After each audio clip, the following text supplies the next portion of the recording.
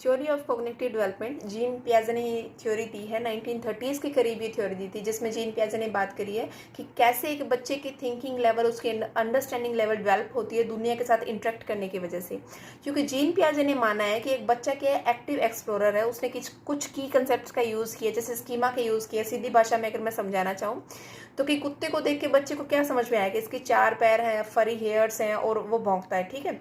ये होता है स्कीमा के अंदर कि बच्चे को डायरेक्ट देखते हैं उसको क्या समझ में आ रहा है। एसिमुलेशन की अगर मैं बात करूं तो वहां पे बच्चा जो एग्जिस्टिंग स्कीमा है उसके अंदर न्यू इन्फॉर्मेशन को फिट कर देगा।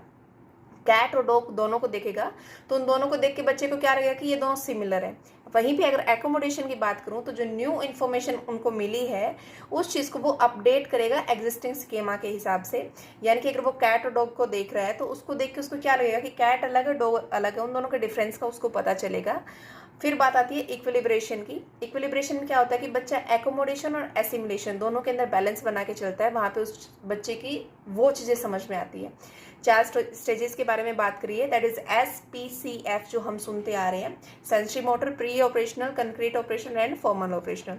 सेंसरी मोटर स्टेज क्या आती है, 0 से 2 साल तक के बच्चे के लिए होती है, जिसके अंदर बच्चा क्या होता है कि सीखता है, सेंस से सीखता है। जैसे कि मुंह में कुछ डाल लिया, हम बोलते हैं दिखाओ क्या है, या टॉय को छुपा लेना, कोई चीज़ ऐसे छुपा लेना, वो होती है सेंसरी मोटर। अगर हम प्री ऑपरेशनल स्टेज की बात करें तो 2 से 7 साल के बच्चे के लिए जो स्टेज होती है वो प्री ऑपरेशनल की स्टेज होती है। इसमें बच्चा थोड़ा ईगो सेंट्रिक होता है, वो अपनी मनमानी चलाना चाहता है। जैसे कि अगर जूस के 2 ग्लासेस रख दोगे आप, एक में कम है एक में ज़्यादा है, ग्लास मतलब बड़ी छोटी है, तो बच्चे को लगेगा कि जो बड़ी ग्लास है उसी में ज़्यादा होगा, वो उसकी थिंकिंग उस लेवल की होती है। तीसरी स्टेज आती है कंक्रीट ऑपरेशनल, जहाँ पे बच्चे की थोड़ी सी लॉजिकल थिंकिंग डेवलप होने लगती है, कंक्रीट चीज़ों को समझने लगता है, वो कन्वर्सेशन को समझने की कोशिश करता है। वहाँ पे वो समझेगा कि जो बड़ी क्लास है उसमें और छोटी क्लास में अगर क्वांटिटी सेम है तो मतलब कि उन दोनों के अंदर जूस की क्वांटिटी सेम ही है, बड़ी क्लास से छोटी क्लास से कोई फर्क नहीं पड़ता है। फिर स्टेज आती है फॉर्मल ऑपरेशनल। फॉर्मल ऑपरेशन में क्या होता है कि बच्चे की एब्स्ट्रैक्ट थिंकिंग डेवलप होती है, हाइपोथेटिकल थिंकिंग की डेवलपमेंट होती है।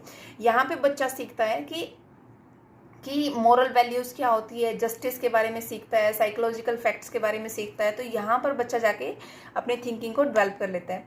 तो ये कुछ थी उसकी की concepts and some stages of Jean पियाजे थ्योरी।